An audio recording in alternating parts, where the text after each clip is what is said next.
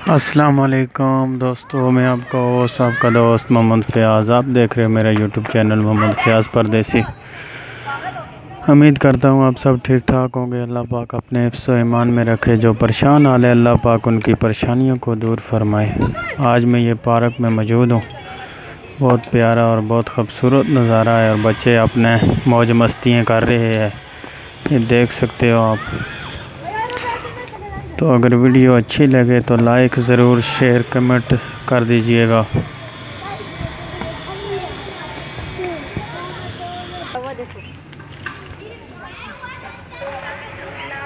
ये ही उम्र ठीक होती है दोस्तों, ना किसी चीज़ की फ़िक्र, ना किसी चीज़ की परेशानी।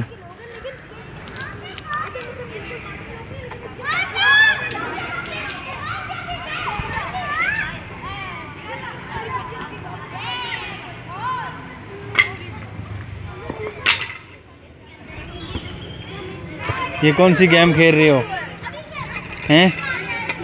कौन सी गेम खेल रहे हो? क्या नाम है तुम्हारा? अब्दुल्ला, अब्दुल बासत। तो तेरा अब्दुल हादी। अब्दुल हादी क्या कर रहे हो हैं? हैं?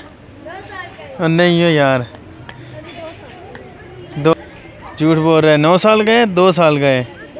हाँ 2 साल गए।